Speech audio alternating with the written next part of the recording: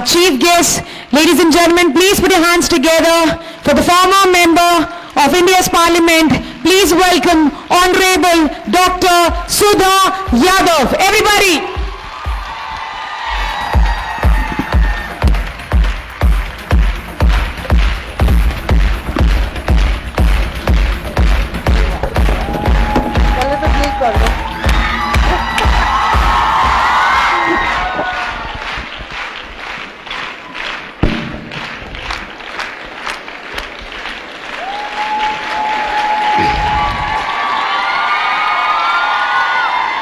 ये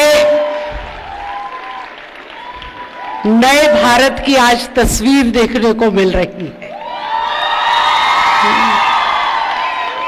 कंपनियों के सीईओ, एमडी संजीव कुमार जी, सब लीडर्स, अचीवर्स और जो हजारों की संख्या में मेरी बहनें यहां पर आई हैं, जो स्वयं आत्मनिर्भर है और दूसरे को आत्मनिर्भर बनने का संदेश देती है, ऐसी सभी बहनों को मेरा नमस्कार है। जब मुझे कहा गया कि 8 तारीख का इंटरनेशनल विमेंस डे जो है वो क्यों होली की वजह से हम 1 तारीख को मनाएंगे और आपको तालकटोरा स्टेडियम में आना है, तो मैं सोच रही थी कि हर साल विमेंस डे बनाते हैं, क्या खोया और क्या पाया इसका हम लेखा जोखा करते हैं और हमको क्या जीवन में करना है इसके ऊपर विचार करते हैं। लेकिन जब मैं इस प्रेमाइसिस के अंदर आई तो मुझे यह लगा कि जितना कुछ हम सोच रहे थे वो सब छोड़ दीजिए। ये वो महिलाएं हैं जिन्होंने घर के बाहर निकल करके समाज में काम करते हुए अपने आप को आत्मनिर्भर बना करके परिवार का और समाज का काम करने का काम किया है। आप जिस कंपनी से जुड़े हैं, उन्होंने जो भी प्रोडक्ट्स आपको दिए होंगे, जो भी प्रोडक्ट्स के माध्यम से आपको जोड़ा होगा, प्रोडक्ट्स तो अच्छे होंगे ही होंगे, लेकिन आपकी जो मेहनत है, आपका जो डेडिकेशन है, इस मंच पर मैंने 2 महिलाओं को जिनको डायमंड वाला अवार्ड मिला है उनको सुना है और दोनों ने एक ही बात बताई कि जीवन के अंदर निरंतर संघर्ष है और जीवन ही नाम संघर्ष का है। हर दिन जब नया सूरज उगता है तो उस दिन में कठिनाइयां सबके जीवन में आती हैं, लेकिन उन कठिनाइयों से पार पा करके जब हम आत्मविश्वास के साथ में खड़े होते हैं और काम करने के लिए बाहर निकलते हैं तो ये सुखद परिणाम निकल के आते हैं कि हजारों बहनें अपने परिवार और राष्ट्र के लिए काम करने के लिए यहां पर समर्पित दिखाई देती है। मुझे लगता है कि आप सब लोगों ने अपने जीवन के अंदर 3-4 बातों को प्रमुखता से स्वीकार किया होगा, तभी आज आप यहां पर पहुंची हैं। एक महिला को परिवार भी देखना है, एक महिला को समाज के अंदर व्याप्त कठिनाइयों को भी देखना है। पिछले कई दशकों के अंदर महिलाओं की स्थिति में बदलाव जरूर आया है। पहले तो अबला नारी कहलाती थी, अब अबला नहीं, अब सबला नारी है। लेकिन इसके बावजूद भी कभी कभी समाज में ऐसी घटनाएं हो जाती हैं जो मन को विचलित करने वाली होती हैं। ऐसे सामाजिक तत्वों से पार पाते हुए, परिवार को संबल देते हुए जो सामाजिक जीवन में महिलाएं काम करती हैं या जो किसी व्यवसायिक क्षेत्र में काम करती हैं, वो स्वाभाविक रूप से बहुत डिसिप्लिन जीवन जीती होंगी। अनुशासन एक बहुत बड़ा मंत्र है, क्योंकि अगर आपने अनुशासित जीवन को जिया तभी आप इतने आयामों के अंदर बैलेंस बनाने में कामयाब हो पाएंगे।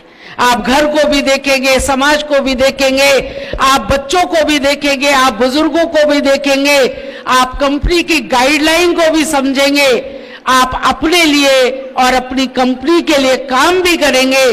तो ये तभी हो सकता है जब आप बहुत व्यवस्थित होकर के काम करते हो। इसलिए मुझे लगता है कि जितनी बहनें आई हैं, इन्होंने इस आयाम को छूने में एक जीवन के अंदर डिसिप्लिन को कायम किया है। आपका कमिटमेंट है समाज के लिए, आपका कमिटमेंट है अपनी कंपनी के लिए, आपके मन के अंदर आत्मविश्वास है, एक करेज है, जिसके कारण आज आप काम कर पा रही हैं। और यदि हम महिलाओं को देखें तो जिन्हें चार दीवारी के अंदर माना जाता था, आज हमारी बेटियां सीमाओं की रक्षा कर रही है। आज हमारी बेटियां फाइटर प्लेन्स उड़ाने लग रही हैं। और ऐसा कोई भी क्षेत्र नहीं है जिस क्षेत्र में महिलाओं ने परचम न फहराया हो।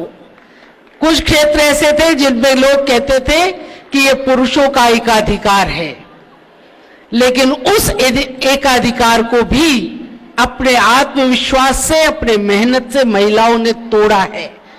और जो 26 जनवरी की परेड के अंदर 20-20 मोटरसाइकिल के ऊपर जब महिलाएं निकलती हैं वो परेड करते हुए, तब देख करके दिल को प्रसन्नता होती है कि ये क्षेत्र भी अब पुरुषों के पास नहीं रहा, ये भी अब हमारे पास में आ गया है। अब बदल रही है तस्वीर, और इस बदलती तस्वीर में आप लोगों का बहुत बड़ा योगदान है।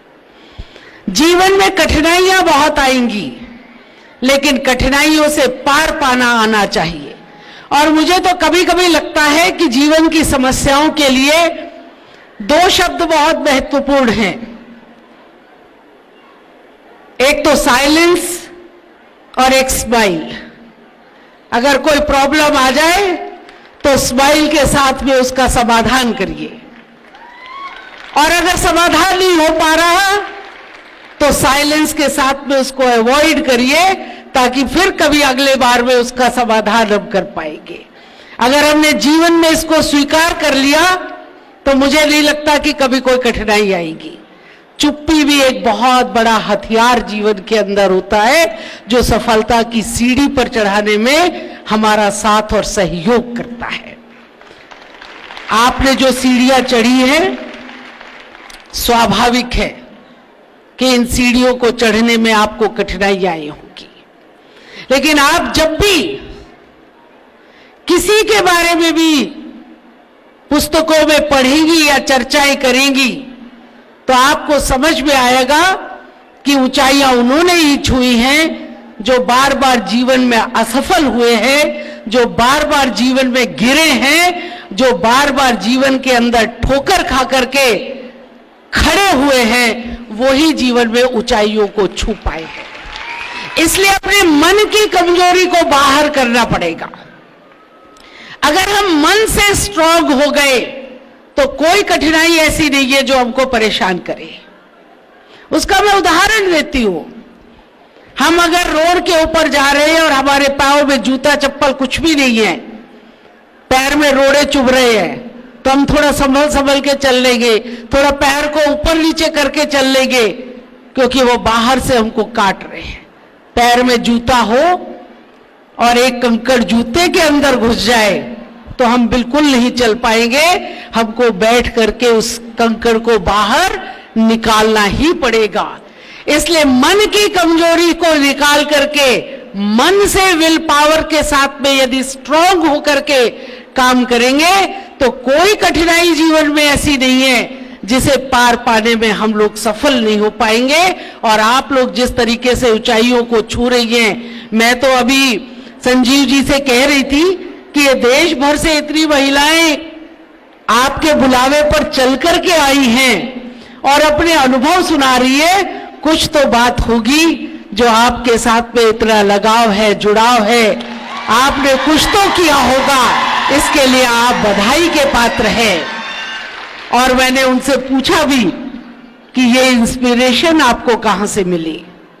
उन्होंने कहा मैं तो फौज में था, जिनका एक फौजी आदमी जो डिसिप्लिन्ड जीवन जीता है, जो डेडिकेशन के साथ में जीता है, डिवोशन के साथ में जीता है, कमिटमेंट के साथ जीता है, करेज के साथ में जीता है, वो फौज को छोड़ करके जब बाहर आया तो उसने समाज की सेवा के लिए, राष्ट्र की सेवा के लिए एक दूसरा रास्ता अपनाया आयुर्वेद के माध्यम से, कि हम अपनी भारतीय संस्कृति के साथ में जुड़ करके जो हमारा विज्ञान था, हम उस विज्ञान को आगे बढ़ाते हुए लाखों लोगों का इलाज उसके माध्यम से कर सके, उनके स्वास्थ्य के प्रति उनको जागरूक करके, ये उनकी सोच राष्ट्र के प्रति समर्पित सोच है। मैं आपको भी तहे दिल से आभार करती हूं, आपका अभिनंदन करती हूं और अपनी सब बहनों से कहना चाहती हूं कि आज आप सक्षम हो गई हैं,